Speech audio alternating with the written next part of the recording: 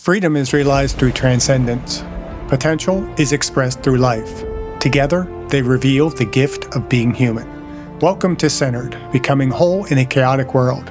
This is a podcast about orientation, integration, and the lifelong work of becoming whole. I am your host, Dr. Jeff Armstrong, a PhD exercise physiologist with a deep interest in the intersection of the physical and the spiritual.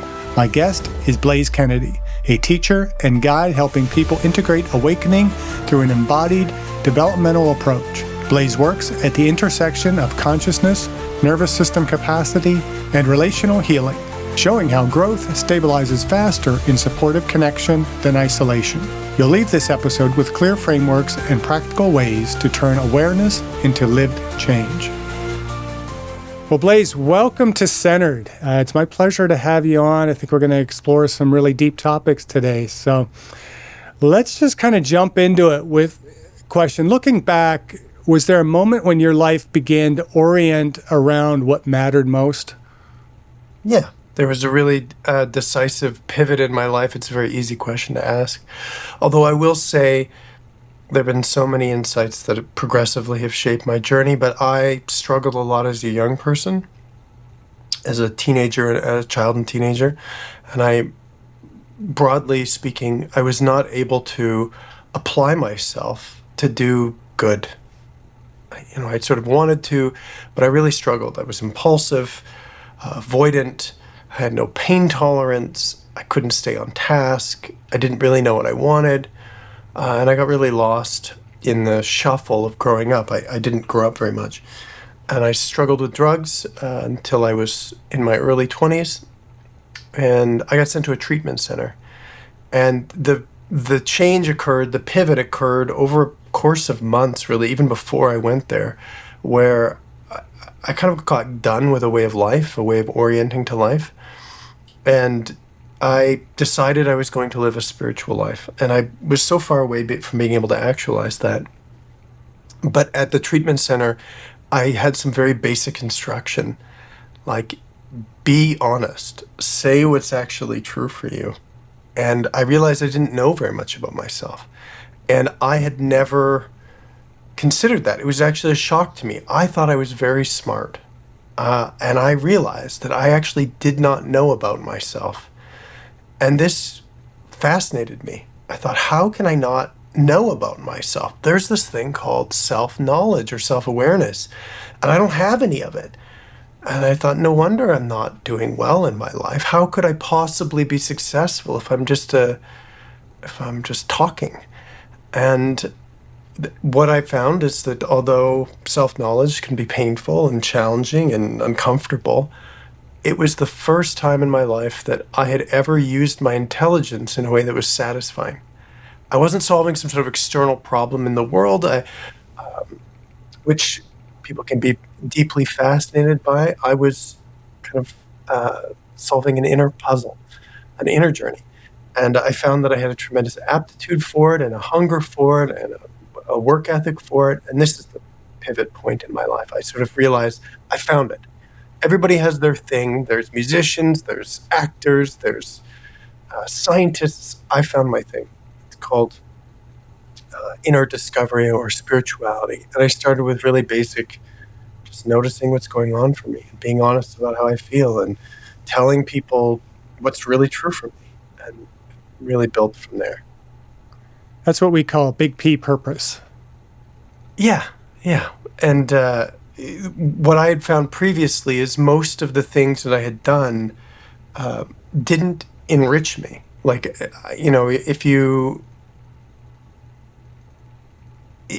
invest in I would go to school, I would take a course, but I didn't get any more well or any more functional.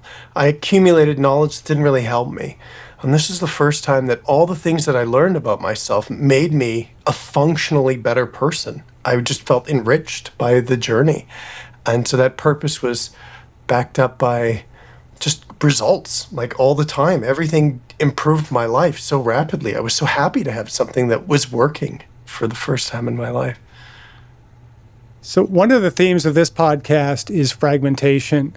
Where do you see people becoming most divided or disoriented today? Well, this is a great question. Fragmentation can happen, obviously, within oneself, and it can happen in the collective, or within society, or within relationships. I experienced through my life every dimension of fragmentation, and this was not a word that I understood or had any orientation to. Again, if I asked the question, as I did as a young person, how could I not know myself? How could I not know how I feel right now? How could I not know what's happening for me? How could I not know what's true for me? I realized I am disconnected from myself. And this begets the question, how is that possible? What is this experience we're having where we can actually be disconnected from ourselves and not know what's happening for us? And I was fascinated by this. And what I realized was that I was traumatized. Again, this word didn't exist when I was a child. As I began to inquire into my life and development, it was really obvious. I'd lost a parent as a child, really in a shocking way when I was 12 years old. And at the time, no one in my world had any sort of frame for what had happened to me. And I just kind of carried on. And if you'd asked me for those years, I would have said, I'm fine. That was in the past. I'm here now. Maybe it's had some impact on me, but I had no real awareness of what kind of impact it had on me. And so as I started to realize, I'm not actually connected to myself, I began to reconnect with myself. And I found actually I have a tremendous amount of feeling about losing my father as a child. And it shocked me. I was really shocked by it. What I realized is that our body can store experiences or content that we're not aware of. It was like it was like Pandora's box. I just realized inside this body, there's all kinds of information and energy and experience which I'm not aware of, which I'm disconnected from. And there's this life-saving mechanism or a trauma response to dissociate. And this has happened to me. And I thought, how could I possibly have lived my life without knowing that? I have an ejection seat on my reality. And I decided that this was worth study. And I realized that fragmentation is essentially a way that our body deals with overwhelming experience or experiences that we can't integrate and move, that can't be part of the whole. We don't have the capacity for, we don't have the connection for. And I woke up to this phenomenon called trauma and decided that this was in part because this had happened to me, in part because I needed to heal from it, but also because I was fascinated by it. This was going to be a big part of my life study. And again, as I described, the more that I felt and integrated the parts of myself which had been fragmented, the better I got. And I remember at the time having the question how much hidden experience is in this box, in this body, in consciousness? I want to find out. And I was very fortunate to find a spiritual teacher who had a very trauma oriented or fragmentation oriented framework. And it gave me the sort of skills to really solve that mystery for myself. And so this fragmentation primarily was really focused on my relationship with my own body. And what I would find is that as I went through my life, I didn't have responses or answers to solve the next problem in my life. Most of them were relational.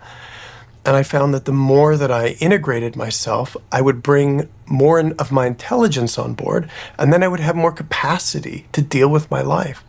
And so I just progressively found that my model is the more of me that moved out of fragmentation into wholeness, the more capacity I had to be an adult, to care for myself and others. And at the time, I was very much focused on this personally. But since then, the fragmentation, the experience of what I would call trauma or fragmentation has extended into what it was like in my family, what it's like in my culture, and what it's like as the planet as a whole. It's all one big interconnected system, and that we're all dealing with. We're all learning how to thrive in a world that is very fragmented.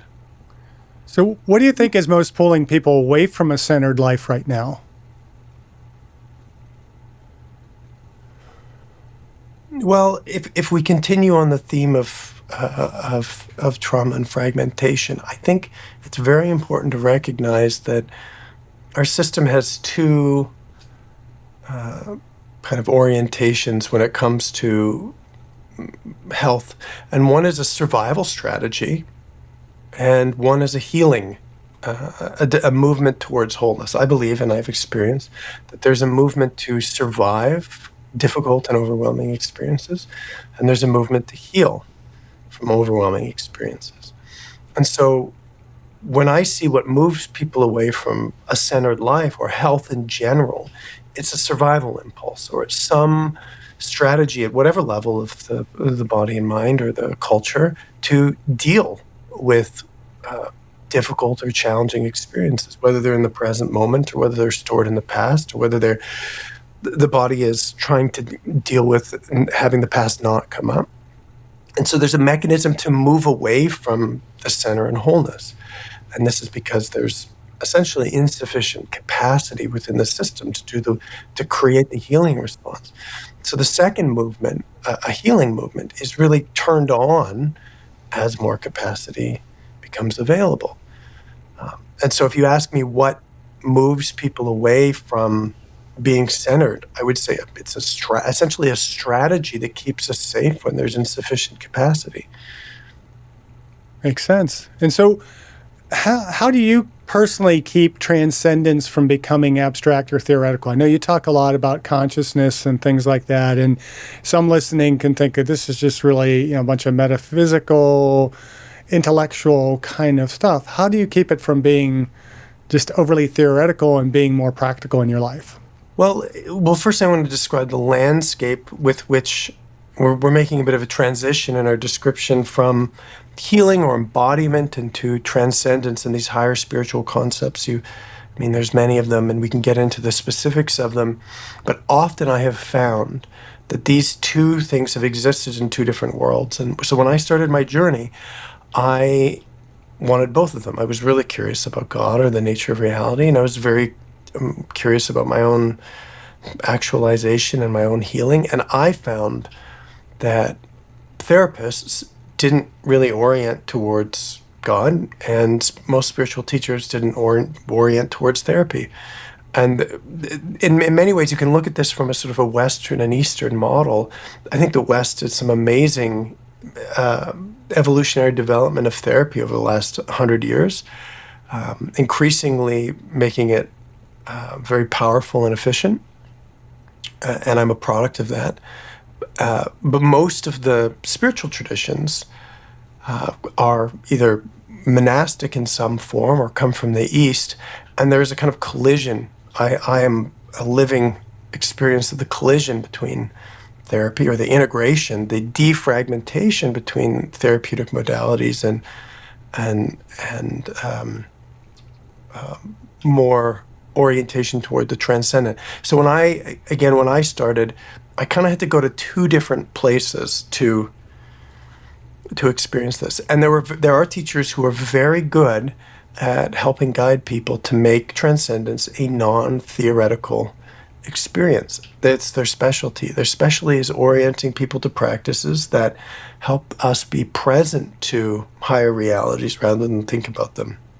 And so I received some very timely guidance in that regard. I spent a lot of time meditating and was really gifted practices that helped orient me to higher reality. But I find many of these practices are fragmented, and there's a gap. So, like, how does a transcendent reality connect to the fact that I'm feeling sad or angry right now? And different models are, in my opinion, better at integrating a whole sort of holistic model of reality. I'm sure you very much appreciate holistic models of reality that include all parts. And so this is what I have sought to do. I think it's very important, because there is a desire for transcendence to be an escape or a refuge. It's very important that it's integrated into models that actually help us participate in life and deal with what's actually happening in our bodies and deal with what's happening for life, to have an integral model. So one of the main ways we make in answer to your question, and I help make transcendence not theoretical, is I take the escape out of it by helping people deal with what's actually happening right now. And when we learn how to deal with what's actually happening right now in our lives, we expand into a bigger reality rather than leaving the reality that we're in to go to some higher or better reality. So from this model, if you have a strong foundation in being a human, then transcendence or the higher teachings, the higher dimensions of consciousness are an expansion or built upon the skills that you already have, rather than some sort of bypass of human life. So kind of moving into the physical, or at least we'll move back and forth, I think, between the spiritual and physical. And as we talked about a little bit before we started recording, I tend to kind of believe them both to be merging together, or part of that fragmentation, and we tend to separate the physical and the spiritual. How does the body influence clarity, resilience, or spiritual life in your experience?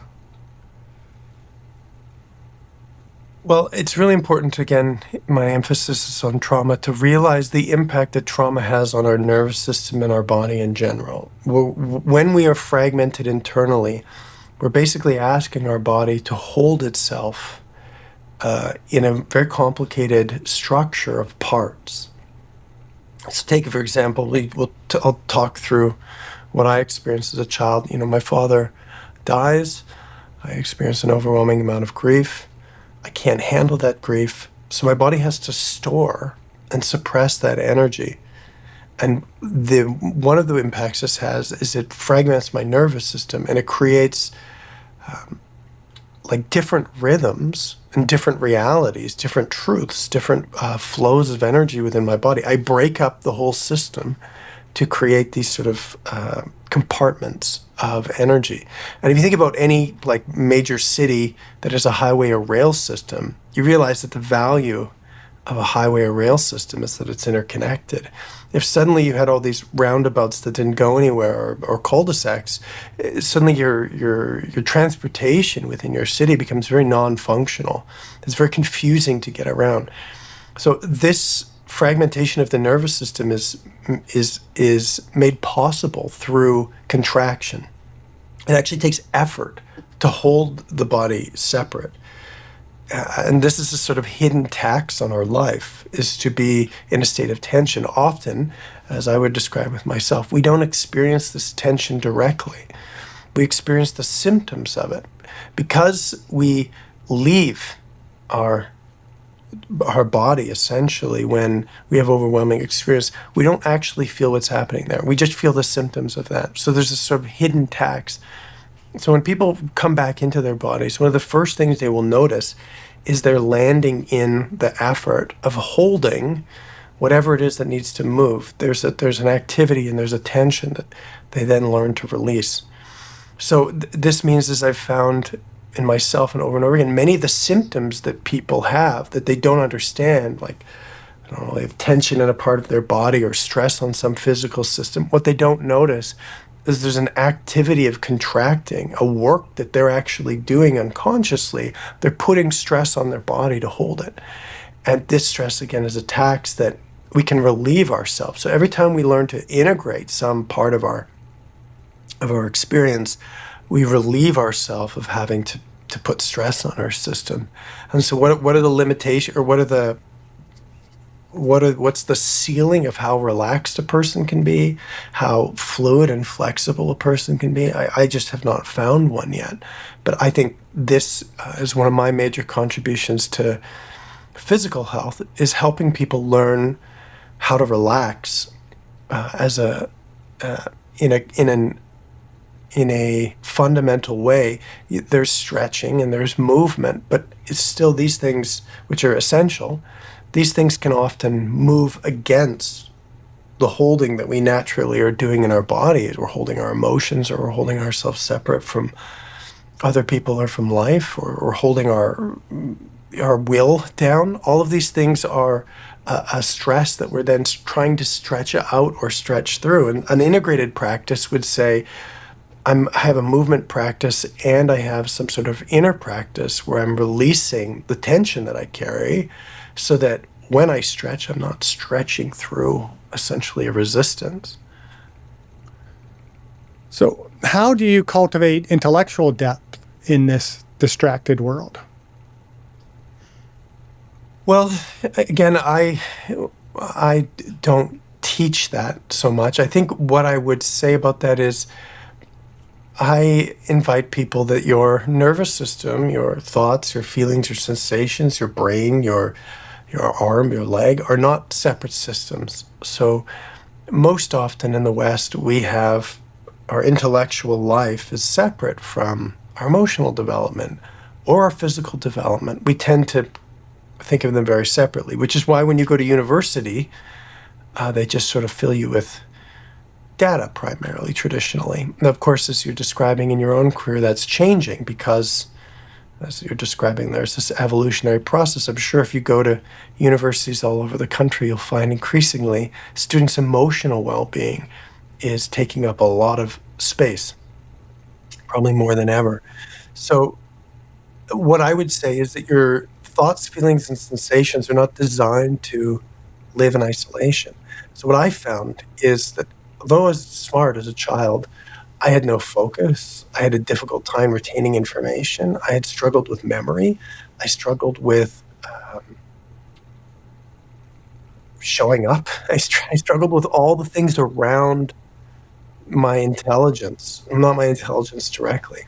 And what I found is that the more health that has come to my whole system, the more ability I have to really to pay attention, to integrate and synthesize information, and to meet it more robustly, just beyond rationality. So for me, I find life infinitely stimulating and intellectually in a way that's not separate from all the other forms of intelligence that I have. So my job is not to cultivate intellectual intelligence directly, but to help people integrate it into the whole of their being. It has a place within the whole.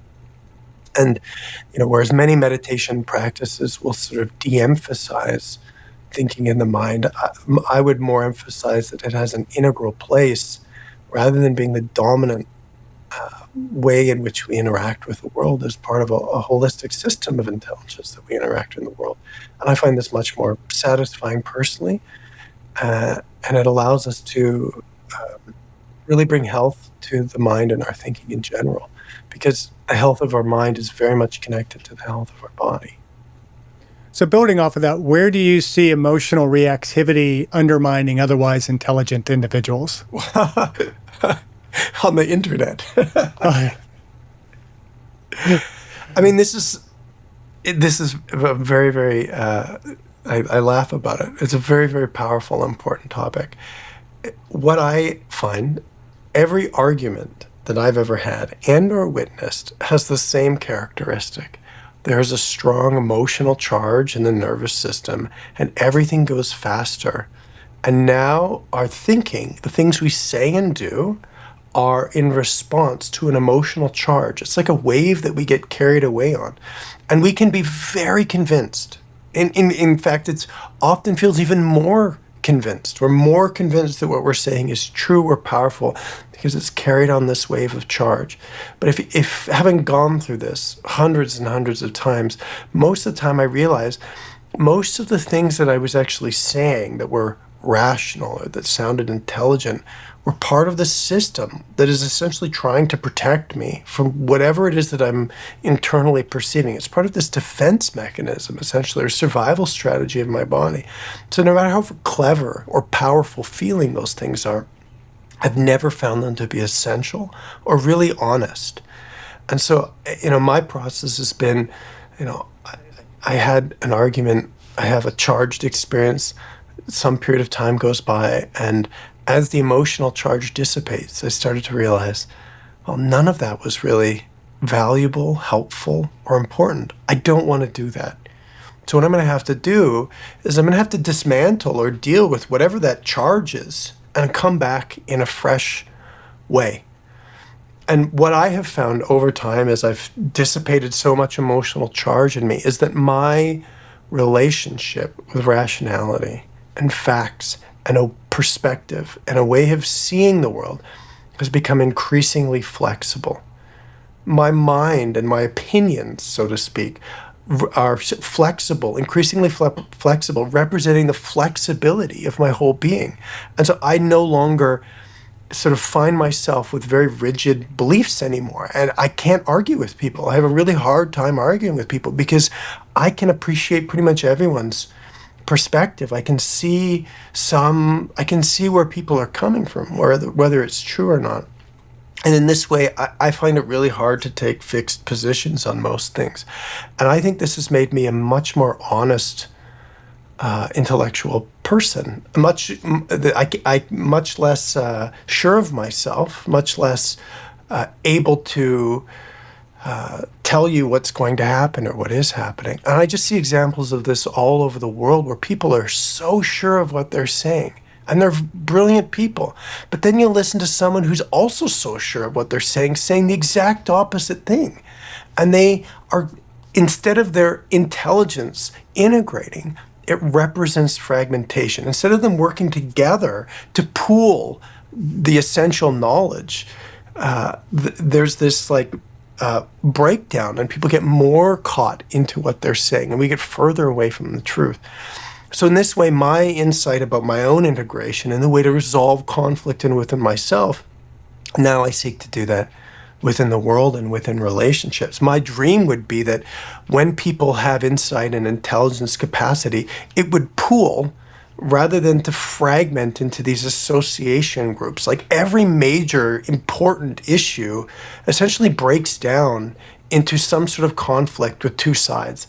And this, for me, is not health. It's just not health, and I can't participate in it anymore. And I'm very grateful to do that. And so I don't consider that anymore intelligent, despite the power of people's words and capacity, which I really... Intelligence is, does it bring health to the system? Does it expand our pool of knowledge, or does it further fragment us? This is sort of my guiding principle. And this is in part because my mind is so much more informed, not just by rationality and opinions, but what my body has to say, or what my higher senses or perception has to say about reality itself. In this case, that there's this one unifying creation that we're all experiencing, as you described, that is trying to come together. It's not trying to break down and atomize, it's trying to integrate. And so my mind has become more of a servant to that than of its own sort of separate perspective. But that, again, I just really emphasize that happened like one breakdown after another, one dead end after another, one conflict after another, where I realized over and over and over again, this isn't working, and learned how to break down the barriers between me and the rest of life. So you might have kind of already answered my question here. You definitely seem a lot more evolved into a more permissive attitude, but who in your life has particular permission to challenge you most honestly? Who in my life has the most permission to challenge me? Well, I would like to say my children to start with. I mean, that's a good start. We have a limited, there's a limited ability for them to challenge me because I also am an authority figure. But it's very important to me that that when I see my children as essentially evolution in process. They are going to be more evolved than me. And so if I look at them from the fixed position of what I know, I limit how much of their higher intelligence is able to incarnate and land in this world. So while they're young and they're limited in their capacity to challenge me, I guess I'd say I'm very open to that happening progressively as they get older. Right? You know, I'm sure there's going to be a time when they're teenagers where they're going to differentiate themselves, and I'm in many ways looking forward to the challenge. And it's like I'll be the typewriter and they'll be the computer, and they'll be telling me about all the things that I'm doing that are, not updated enough. I'm also a teacher, and in this way there's another fine line, or there's a relationship that I've really sought to grow through, which is, in one hand, I have a very specific role as a teacher. I am an authority. I have to hold that. I don't get to fold every time everybody challenges me. And at the same time, I can't be impervious. I have to actually take in information. I have to acknowledge when I make mistakes or when when what I'm doing is not working. So there's a delicate relationship that I'm striving to. But more broadly, I would say people challenge me all the time, not directly. They challenge me by just bringing me things that I haven't seen before. You know, when I started as a teacher, I think a lot of teachers, especially spiritual teachers, they teach their path, which means they say, this happened to me, therefore this will happen to you. And what I found is that's not true. I started to work with people who didn't have the same experience as me. And then I have to teach their path. So how do I teach your path? Well, I have to actually learn about you. And so this is a way to be challenged. I meet people all the time who present in a way that I don't know. And I can't just use the same modality and tool that I already have used because they're different. So every person, in a way, is indirectly challenging and expanding my worldview and my understanding of how things work. If you really want to build a universal system of health or well-being, it has to include everyone, right? That's what would make it universal. Yeah. That's what would make it true. And because people are unique, because there's this incredible uniqueness and diversity, then you have to have a model that, again, holds some ground, that holds some concrete reality, but is flexible enough to keep taking in more and more information. So I guess the biggest answer would be that I'd say that, life itself is challenging. It challenges my worldview every day. But people also directly challenge me as well, and then I have to, figure out how to deal with that. I like that. That's a great response. And I do think we are on a more spiritual evolutionary path as a human species. And we have to be open to being challenged, but we can't just allow ourselves to be pushed down by that challenge, right? We have to allow that challenge to help us grow and to evolve. And for me as a professor, I feel like, I want you to challenge me because I don't know everything. Knowledge is evolving. What I taught 20 years ago is very different than what I teach now. Yeah. And, challenge the ideas that I'm presenting to you, but you have to do it from a foundation of reality, of science, of knowledge. And you can't just say, well, I don't, agree with you. It's like, well, why don't you agree with me? Present your case. And if I see that there's error in my philosophy or my teaching, my foundation, then I'm going to change. But you got to be able to kind of prove your path. You can't just argue your path. Absolutely. And I mean, that's part of your teaching, right? Is you're teaching the healthy argumentation, right? That's the gift that you give to your students. Is like, they're going to use that all the time. And my similar version of that is, as a teacher with a sort of therapeutic orientation, I'm absolutely teaching people how to assert their will. Yeah. But there's a maturity and developmental process to that. You don't just get to say no. There's a foundation of accessing your intelligence and learning how to communicate that's really necessary. And I want to encourage that. So I've had, just like I imagine for you, it's empowering when people challenge you and you respect that and you help them grow through that. And it's a gift. But absolutely, as a teacher, you have to hold a standard. Like, it's not just everybody gets to say no about whatever they want. We're still in school, and you're still the teacher. Yeah. Well, I found in education too, there tends to be far more of those students who are just tell me what's going to be on the test. And that's not education. To me, education is, I have to give you exams because we have to assign grades. That's just the way we do education. But I want you to be thinking, how do these ideas apply to you? How are you going to use them in the future to make society better and to evolve your communities and to make the world a better, stronger place? And so from that perspective, what does real community require? Yeah, I love the bridging of those two questions. And I would say, well, one of the main things that the biggest challenge of community is how to resolve conflict. So just like you, you say, most of your students just say what's on the test and don't challenge so much. Most of the time when I'm working with groups of people, things go well and they're beautiful and they're easy. And that's great. I love it when things go well. But what happens when conflict arises? How do we resolve conflict?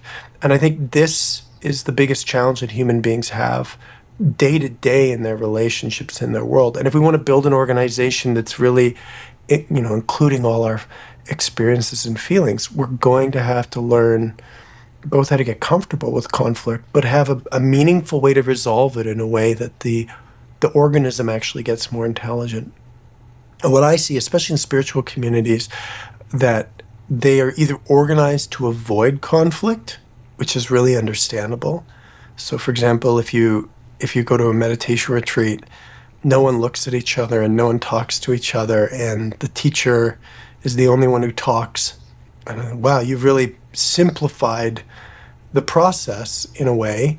You've taken any possibility for conflict to arise. I mean, still conflicts somehow arise out of that anyways, but you've really minimized it through the practice itself. When you get a bunch of people together and then you say, let's all share our feelings and opinions with each other, you're maximizing the opportunity for conflict. I mean, people say things all the time that, that trigger people, or that are misunderstood, or that are outright challenging and harmful in some way. What do you do about that? So having some framework that helps people acknowledge conflict and be able to mediate it is really an essential part of the process. And so often in groups that I've been in or that I teach, the group's going along great, and then suddenly something happens. It could be triggered by something someone says. It could be very simple. And all of a sudden the group breaks down. And you can feel it. You can see it definitely in how people behave, but you can feel it. And working through these sort of ruptures and creating repair is a really essential human skill. I mean, this is what we're doing in our in our families and in our world all the time. And again, if you look at the internet or you see what's happening politically, we have huge challenges in how we move through conflict as a large-scale organizations. And I think in the past, our strong social rules really helped mitigate this as well, just like a meditation retreat. If only men vote, and if Catholics aren't allowed into the presidency, and you have all these really strict rules, you can help mitigate some of the conflict because you don't have everybody vying to, you don't have such a dynamic culture. But those rules are breaking down. People are actively breaking them down or don't want them anymore. And so what are the traffic laws? If you don't have such clear societal rules about who gets to do what when, how do you govern, or how do you create a world where everyone gets a say and there's a true openness? And there's a lot of resentment about the way things have been. So you have to have a really strict or a really clear model to help people to work through these conflicts.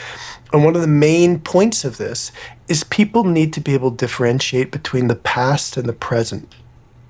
People need to be able to know when the past is activated in them and then when they're actually reacting to the present. And that sounds really simple. But again, I come back to most of the arguments. I would say all of the arguments I've ever been in carry some charge from the past. Again, my body doesn't just recognize what's happening in the present moment. My body recognizes my whole life history. My body carries with me my whole life history. And beyond that, it carries the history of my ancestors and really all of human history. And so most often, when we have this sort of charged reactivity that I describe in an argument or a conflict, there is a lot of past in us that's being activated. And when we don't recognize this, when we don't recognize the past in us, and have the skills both to connect to it, to regulate it, and communicate it coherently, we're going to project it on people.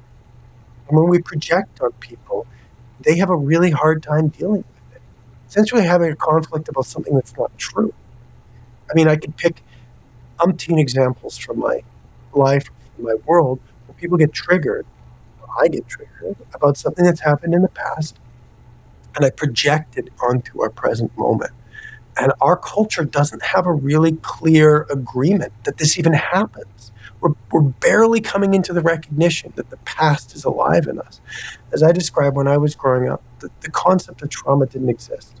So years later, I had no idea the impact that my childhood had on me. So this is true broadly in our world. We don't have an understanding of how the past informs our present, and we don't hold that as part of the process of resolving disputes in our governance or potentially in our families. So without therapeutic intervention or some sort of training in this, people don't learn to recognize that. So this is what I would really emphasize, is that when conflict arises, we need to really slow down out of this reactive, active thinking that you're describing. We really need to see what's actually present here. I heard that you said something to me, and I feel that I have this huge charge about it, but I'm going to slow down and be with the experience more rather than reacting to the experience. I'm going to move away from this sort of survival instinct to react, and I'm going to slow down and learn how to actually feel. And this is an opportunity for me to connect to more of myself and connect to more of you. The instinct in fighting is to become separate, that you and I are other. But for me, conflict is actually an opportunity for you and I to get closer together. There's something here that's charged, that's fragmented, that we don't see. And if we use our skills, if we really turn towards our body and turn towards each other, we have the ability to create a bridge for that which is sort of unconscious and disintegrated, and create more connection and safety between us. But that is a process that everyone has to sort of agree to and have a lot of skill and capacity to facilitate. So, what daily or weekly practices help keep you centered?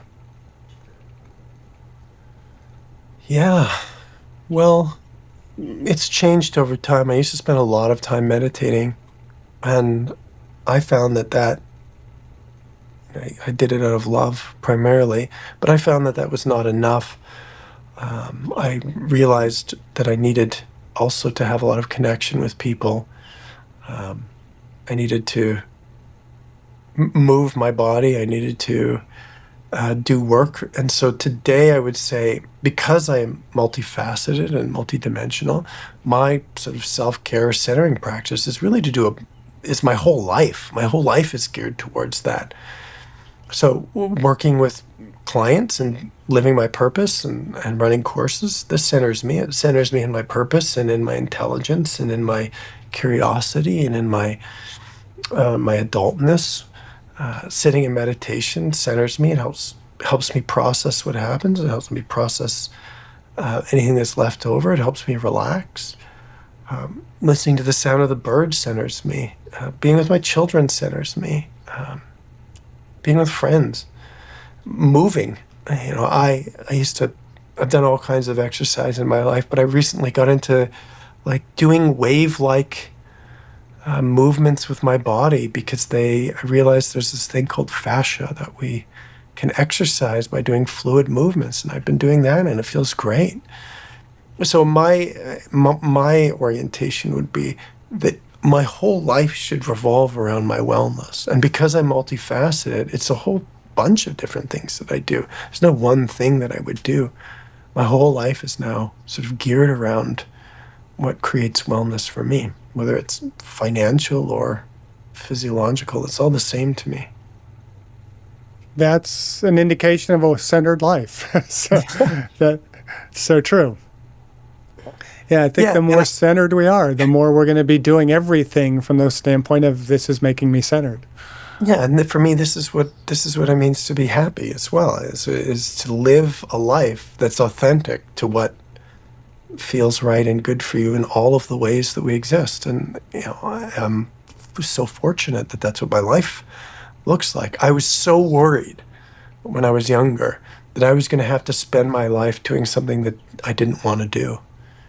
I don't spend any time really doing things that I don't want to do. And that is a huge blessing in my life. And unfortunately, the majority of the population isn't quite there yet. So what are some of the disciplines that people most resist but they most need? I think it's in many ways it's very personal to people. And I mean, I think acknowledging that you're dissatisfied is really the most important. I love to tell people that being motivated is a gift. Whether that motivation feels like pain and suffering, or whether it feels like excitement, that's your compass. Like, caring about what's true for you is so important. And I think that's a very powerful force. It can destabilize a very rational or pragmatic life. It can get you to do all kinds of things that might not make sense. So I really encourage people to be almost to feel what they want, to feel their motivation, and to feel their purpose as thoroughly as they can. And again, when I'm out of alignment, that doesn't feel good. And so I encourage people to feel that as much as possible. Where that takes you, or what area of your life you're out of alignment, that's up to you. But for example, like if I'm not in shape, I would encourage people as a metaphor, feel that you're not in shape. Like, really feel what's going on in your body. Don't exercise from an idea that you should be in shape. Exercise because your body doesn't feel good, and you're taking care of your body. Your body will give you signs. If it's not in health or you're not in good shape, your body will let you know. Feeling those signs is how you develop the motivation to do something different. So, I'm a big believer in the signs of whether you're in alignment or not, or whether you're living your purpose or not. You feel them. And I avoided those signs for a long time in my life. As soon as I really got honest about those, my body also helped me find the new direction and the new purpose.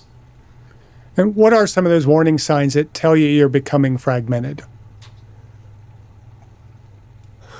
Well, the main one is that I would emphasize is that you don't feel connection to your body. Now, the problem is if you don't feel connection to your body, you're not going to notice a lot of the information that your body's telling you about what's actually happening inside of your body.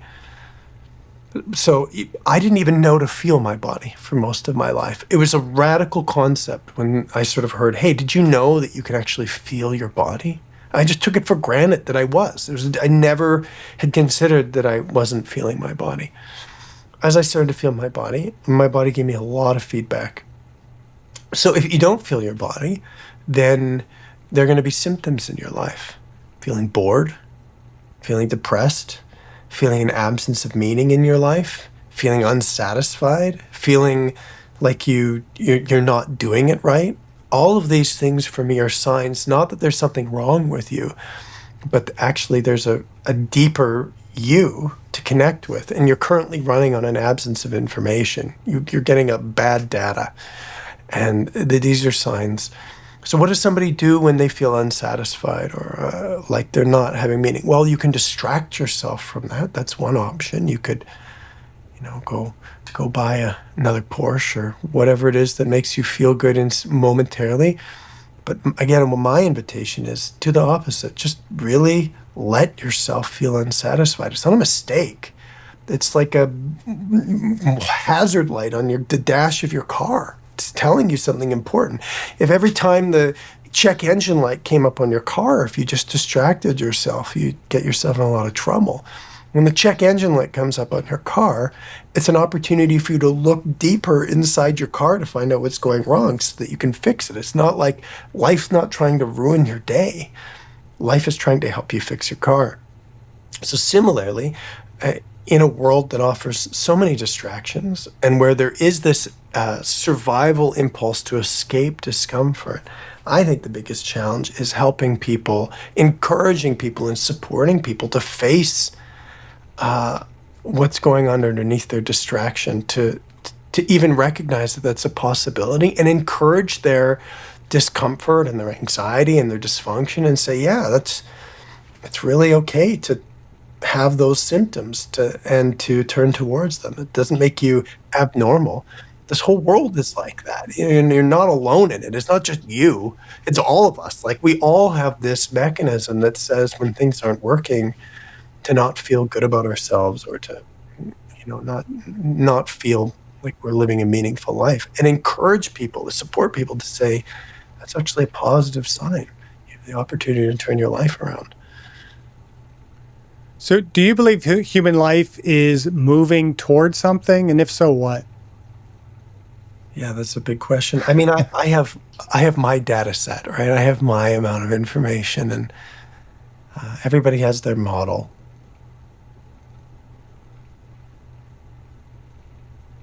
Where I would really emphasize the good data that I have is if I look at my society over the last 100 years, if I look at what it was like for my parents, my grandparents, my parents, and what it's like for me.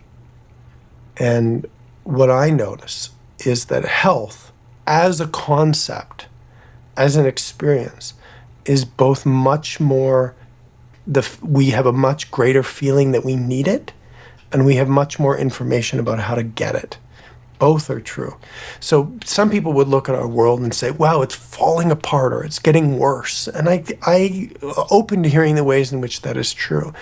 But I also think it's more that we're feeling what's actually happening here more than we were previously. And it's harder and harder to avoid the dishealth or the dis-ease in our world. That's again, just as I was just saying, that's a good sign for me. So when there are problems in the world and when we're becoming more aware of them, for me, that's good news. We're also growing in our ability to address those problems. And so you described it as you can clarify your statement, you described it as a kind of merging between the physical reality and the spiritual reality. I would say something very similar. I would say that the dimensions of consciousness that are subtle, that are embodied, that are our connection to ourself and to each other and to the world, these are becoming less and less obfuscated. They're becoming less and less dense. Consciousness itself is becoming more transparent, which means you can see and feel through it, which means I don't know that my grandparents had less anxiety than the kids that are in college today who have anxiety disorders. I think they can just feel it more. I think that's really the difference. I think that it's just showing up more because their experience of themselves is more transparent than the people who came before them. And so this is sort of my model of what's changing, is the consciousness that we experience is increasingly becoming less dense, softer, more open, more transparent, which is wonderful, which also means we have more access to what's actually happening in ourselves and in our world and each other. And this is both the positive and the negative. So if you look at the evolution of trauma is it both a positive and a negative? First, it's negative because, oh my gosh, there's so much pain and suffering and challenge, and suddenly we're aware of it. But the positive is it's like looking under the hood of an engine. We can actually see much more about how human beings actually function. I used to read old novels, and these wealthy women would often be described as being they'd be like irrational, or they'd have these emotions, and they would describe these women who were having feelings as essentially being like irrational and whimsical. Like, what's going on with her? She's just kind of lost it. Today, we don't think about people's feelings. We see and feel people's feelings, and we learn how to care for them. When we realize when someone's anxious or they're sad or they're scared, there's actually something we can do about that. Other than just to label it or judge it, we can actually get under the hood and help it, because we can see the mechanisms, how emotions work and how the body works. We're getting much better data about what health is actually like. So we have this dual challenge, recognizing more dis-ease, in my world, trauma, but also more understanding of our sort of inner physiology or the structure of consciousness. We have more understanding of how things actually work. And I'm very proud to be part of an evolutionary movement that says hey, we're getting much better data than we've ever had before. And one part of that is there's a lot of work to be done. And the other part is it's way easier to do the work than it was. The things that I've had to move through as an adult, I do not think it was possible for my father, again, who died young, to move through in his lifetime. It was just not a possibility. You could say the technology didn't exist for him to heal. But for me, it exists quite easily, much more ease in recognizing my dysfunction and my challenges and healing from them. And tomorrow it's going to be even easier. I meet people who have struggled their whole lives. And when we sit together and work, there is so much change and movement in them. That's not a problem anymore. And it's true in the spiritual domains as well. I've met people who went to spiritual retreats in the 80s or 90s. And the message that the teacher would give is like maybe 1 in 100 or 1 in 20 of you is going to have a breakthrough. The rest of you are just going to be scratching your head wondering what this all means. I can take people off the street, I mean this, who have no prior experience, who have not thought deeply about spiritual matters before. I can give them the same instruction that they were being given in the 80s or 90s, slightly updated, and pretty much everybody gets it. It's a radically different playing field. And what that means is that whereas previously spirituality was for the few, it was esoteric, those higher realities are becoming more and more accessible. And it's actually possible, in my opinion, for them to be collectively understood and adopted. So I'll stop short of saying I know that that's going to happen, that we're going to have a collective sort of enlightenment and awakening, and health is going to overtake the planet. I can't tell you that, but I can see the trajectory that that's more and more possible. I can tell you unequivocally that I can take anyone and I can teach them things that used to be rarefied and difficult, and anyone can get them. And I chart this moving forward as creating more and more radical possibilities, both for the individual and the collective. Now, what we have to go through and the challenges that will emerge, that's beyond my data set or pay grade. Yeah, I wholeheartedly agree we're on that path. And I love having the confidence that we are, and I think we will get there. Again, it's not guaranteed. It really depends on the decisions that we make. I've often been asked that question, if you could go back in the past and change one thing, what would you change? And my response has always been nothing, because if I change anything in the past, it's going to alter not only the trajectory of my life, but the trajectory of every life that I have come in even minor contact with along the way. And all of that experience, that collective experience, is to bring us to the point we are right now. And so the biggest decision we make in our life is what we do next.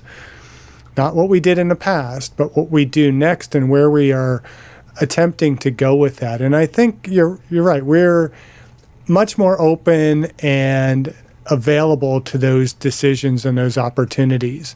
And I think it gives us a much brighter future. Yeah, I agree completely. And what I found when I was young is that evolutionary process that you described wasn't happening to me. I made the same mistakes over and over again. And what I would really emphasize is I wasn't actually experiencing the challenges very directly. I was experiencing them very indirectly. And so when you go over and over again, and evolution is not happening to you, as I experience, for me, you're just missing data.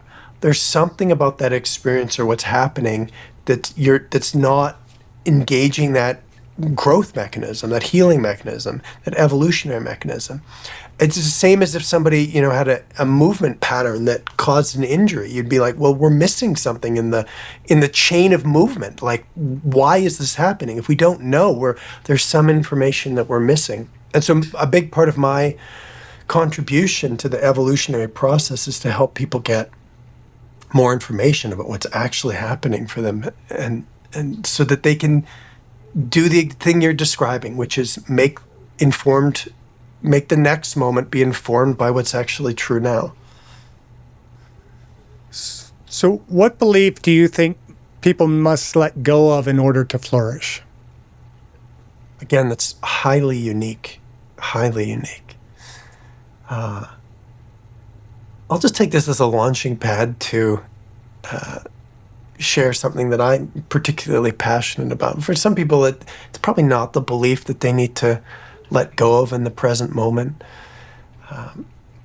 Right now, our worldview is that consciousness is a product of matter.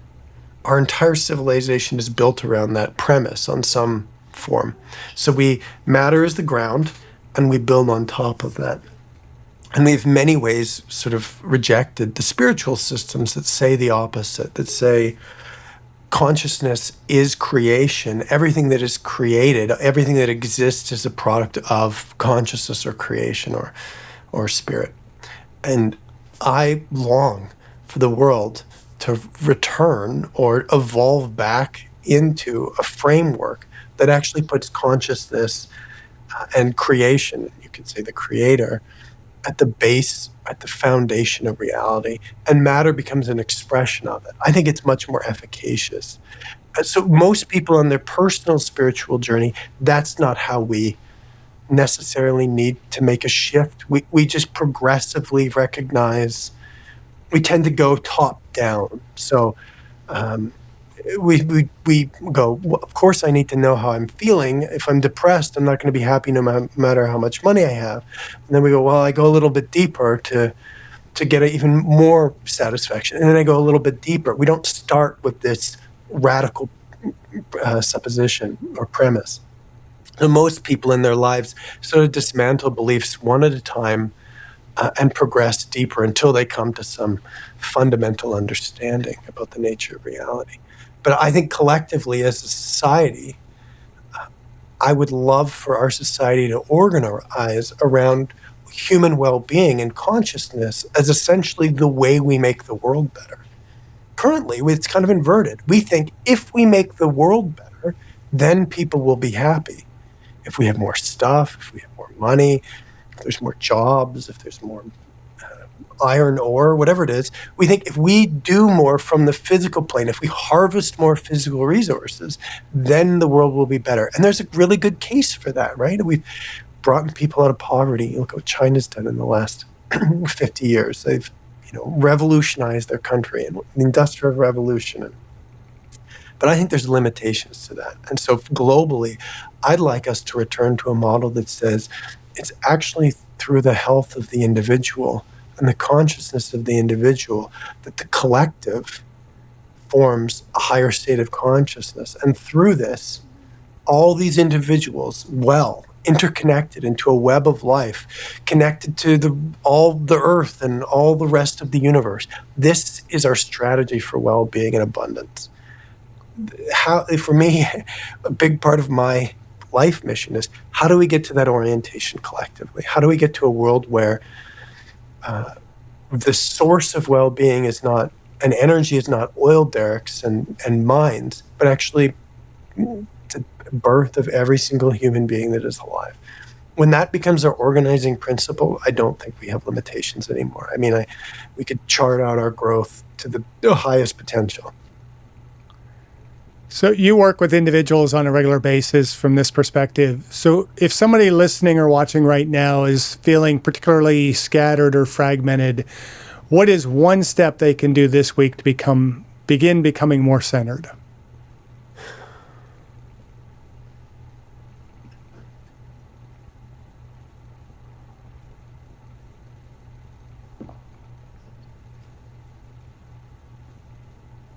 Again, highly individualized. But I would say learn how to slow down, sink into your body, and relax into what you're feeling. Learn how to regulate your nervous system. This would be, I think, the primary skill. I was not taught this. I didn't even know there was a thing called a nervous system that could or could not be regulated. As I was describing, I didn't know that there was a thing called feeling my body. And I certainly didn't know how to drive it experientially. I did not know how to drive my body because I didn't even know that it existed that there was any mechanism of dealing with it. And so I learned this much later after having a lot of problems. So for me, the fundamental skill in being a human being is learning how to relax. And this relaxation means I sink into my body. I can soften into my sensations, my emotions, and my thoughts, and I can become aware of what's happening around me. Every time, as that skill develops, you create capacity in the body. I mean, the body flourishes in these conditions. It flourishes when we're feeling our body, when we give it time and space, when we pay attention to it, when we allow it to not only just do its thing, but when we're present to what it's doing. When we're really present to what our body's doing, we're giving a resource called our presence, our attention, our consciousness to the body that it deeply needs. It's not like it's not like some underground laboratory that will just come up with the right answer without us being there. We actually have to be present to the body to help it. So if I'm feeling scattered and fragmented, I need to actually get into my body to be present to that scatteredness and fragmentation to help it. If I bring this is the basic principle, if I bring my attention to my body, if I learn how to be present, I will support my body in what it's trying to do. Love it. So I feel like we've only scratched the surface of the depth of your wisdom. So for our viewers and listeners that might want to learn more, how can they connect with you? I know you have a website, YouTube, anything else that you want to share with us that will help them kind of find you better? Yeah, go to blaisekennedy.com and check out, you can read about all the things that I'm doing on my website, but you can also just come and meet with me and talk about it. We chat about whatever resonates with for you. I run programs. I run a curriculum that I teach, and I would love to share. We haven't talked about it. I'd love to share my approach and my programs with you that are designed to help you with all the things we've talked about. And I also hold open meditations with people. So whether you go to my website or whether you go to YouTube, you can hear more about my ideas. And then my invitation would be, if you like my ideas or they resonate with you, come hang out with me. Whether you do that just signing up to talk with me, or whether you meditate with me, or whether you take some of my programs. So this is just like I'm sure exercise physiology is. It's one part mental, but a big part experiential. You actually have to know how it feels. I think it all blends together. I mean, I don't think again, like I've said, we're beginning to pull together that physical and the spiritual. And it's interesting to kind of listen to different perspectives of how people are getting there. I mean, I'm coming from a much more, I actually started as a geologist. And so when I talk about evolution, that's what kind of my first step into my spiritual path was, recognizing that, the creation as it's detailed in Genesis is not unlike what we learn in geology in terms of the overall evolution of our universe. And that is just really that first step. And then I got into the physical side with exercise, and I can't differentiate between my physical well-being and my spiritual well-being, and it's just kind of keeps evolving. And the more I have these conversations with people like yourself, the more it lends language to what my understanding has evolved to.